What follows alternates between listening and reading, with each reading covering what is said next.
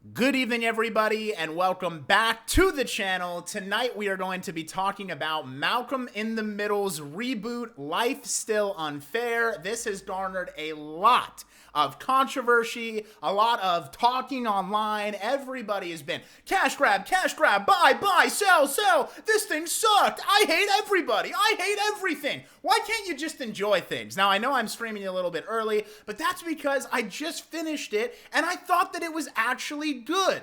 Now, I have a nostalgic place in my heart for Malcolm in the Middle. If you do not, you're not going to like this. This is not for you. It's for the people that grew up watching this show. Now, I was the perfect prime age for Malcolm in the Middle, and I always felt like it really resonated with me because there are a lot of times, I grew up as the youngest boy. I had two older brothers that were much older than me, and then I had a little sister come in about when I was 7 or 8. So I really felt Malcolm in a lot of these scenarios where I'm like, oh my God, everybody's insane and I'm the only normal person. And that all culminates to the start of this little mini-series reboot. It's only 4 episodes. It shows a montage of the old Malcolm in the Middle series, which I thought was such a great and just clever idea. Very cute to see all of the old stuff. Oh my God, I forgot when Reese did this or Malcolm did this, whatever the case may be. And so I really love that. And then it goes into you meeting Malcolm, a grown man now who runs a charity business and does all of these phenomenal things, and he's great and successful, but he doesn't talk to his family anymore because his family are absolute psychopaths. So he's on this lifelong quest to make everybody in his life believe that he does not have a family, that he doesn't, or that they're dead, or that he doesn't interact with them. He even tells his own daughter that her grandparents are dead. So you see him, he's the only real, functioning one of all of them.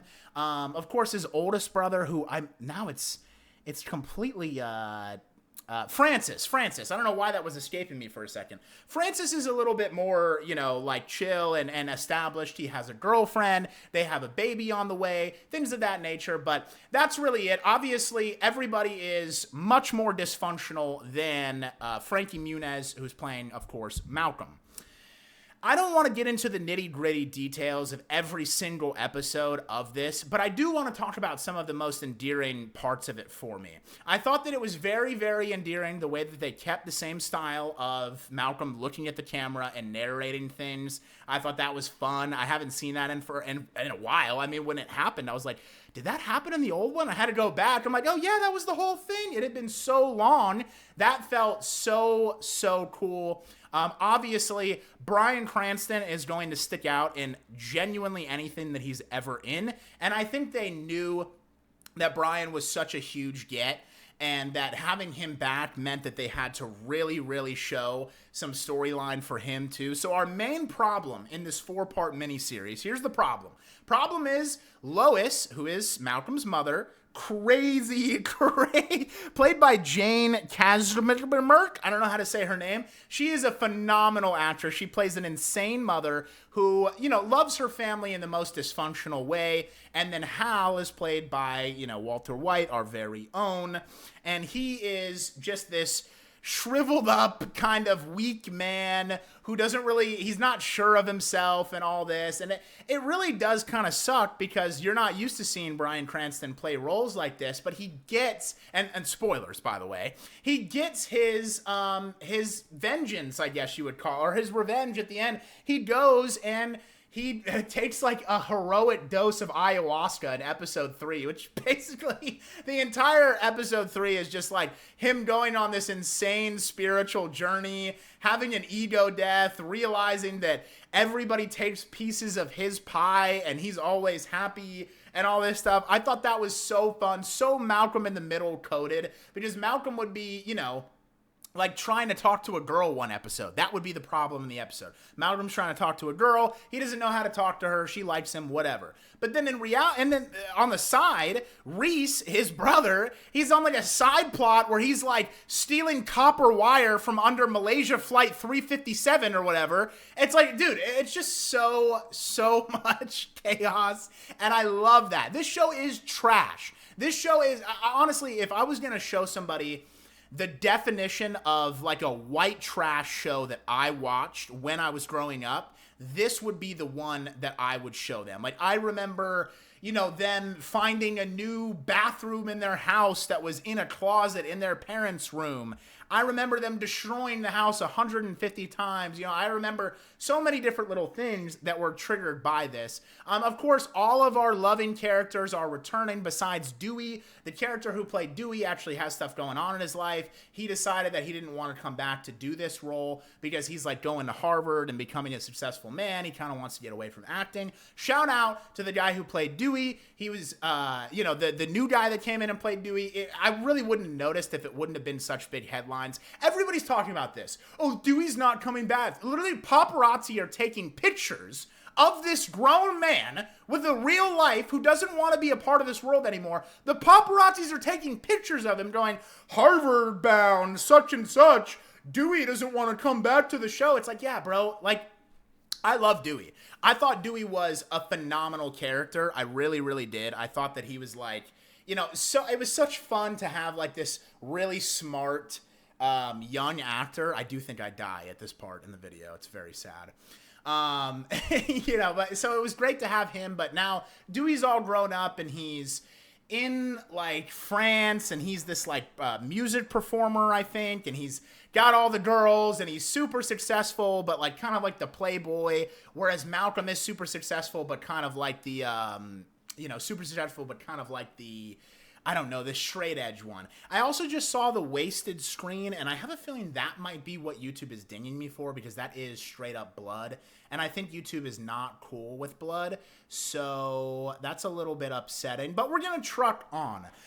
Stevie is another great character. Stevie was the guy in the wheelchair who always had to take a breath when he talked. And they did some very funny things with him like that. Like at one point, his parents are back together at the 40th wedding anniversary that Lois is throwing. And he basically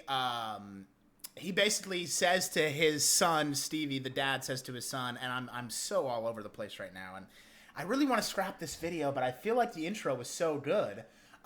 Anyways, he's telling Stevie, tell your mother that she's such and such and such, and he gives her this long thing to say. He goes, Dad says, I thought that was really funny. I thought that was good. At the end, Stevie falls out of his wheelchair to try to like take some of the attention off Malcolm. And Malcolm's like, Stevie, that doesn't work in every situation. So I thought that was fun. Just having those old classic characters come back in and be reprised in these like just fun ways. Did I think that we needed a whole season, 10 episodes of fucking Malcolm in the Middle, Life Still Unfair? No. I thought 4 episodes was great. Guess what? It took me like a week to even finish those 4 episodes. That is what that is what this show was great for. It was just, you throw it on, it's some raunchy, trashy television about a dysfunctional family and a bunch of brothers who are constantly at odds with each other. And the only time they're teaming up together is when they're teaming up against their parents. You know, it's just so fun, so light, and in the time period that we live in, where every single person is a freaking movie critic. I understand I review movies. I understand that everybody that watches this channel probably has a fucking letterbox to count, you know? I get that. But I'm talking about people being thinking that they're actual critics. You know, oh, the pacing of this and the contrast in the colors. I thought that them shooting it on film was a bit of a bold decision, but really paid off in the end. Go fuck yourself, dude. I'm so tired of hearing these pretentious film school goers or fake film school goers sit there and say, oh, well, because it was a little cringy, because it was raunchy, because it was whatever. Dude, that's what this was for. This show, this miniseries was made for people like me, people that grew up with it, people that enjoyed Malcolm in the Middle and wanted to get a little 4-part season of the family back together. And I thought that it did a beautiful job of doing all that. Also sneaking in some sentimental parts as well.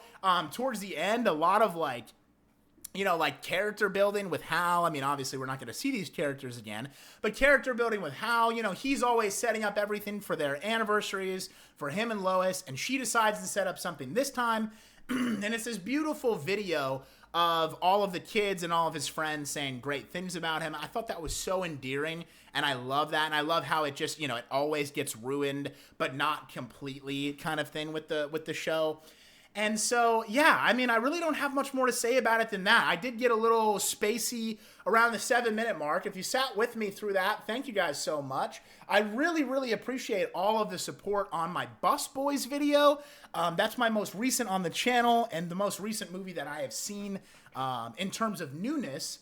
And I really the average viewer retention on that video after getting over 100 views is like 4 minutes. That is such an incredible result that shows me that you guys were sticking around and you wanted to hear what my dumb ass had to say. So thank you so much for that. If you like this video, please God like it. If you like me, please God subscribe. I need YouTube to know that I'm coming, bro. I'm coming. I think this is like video number 42. I'm hoping by the time we get to video number 50, I'm gonna be good enough to figure out a little bit of editing so I can at least put some like cool little clips or pictures of things or whatever that case may be. So again, thank you guys so much for always, supporting and dropping the love. I appreciate the comments too. When you're a small channel, comments are very strange. They can go in a lot of different directions. Half of the comments that I get are people being like, you're stupid. I knew this was going to be dog shit. Or like, yeah, obviously it was going to be good. And I'm like, dude, don't do that. I don't need that. I like the comments that you guys leave where you're like, oh man, I didn't really like this, but I did think this part was great. Or, hey, maybe leave me a comment with a, suggestion of something to watch next. Nobody has done that yet. People, I'm starving out here. All right. I'm just rambling because this is a really sick end of the video. I'm not going to lie. I'm pretty sure I literally escaped the feds flying away. I'm almost positive I do die again. So I want to get out of here before I do that. So again, thank you all for sitting around and letting me yap. I am going to make the thumbnail, post this video. Oh, and soon, I'm going to be watching Jonah Hill's new movie. Nobody is talking about it. And that is coupled by the fact that I don't even know the fucking name of the movie.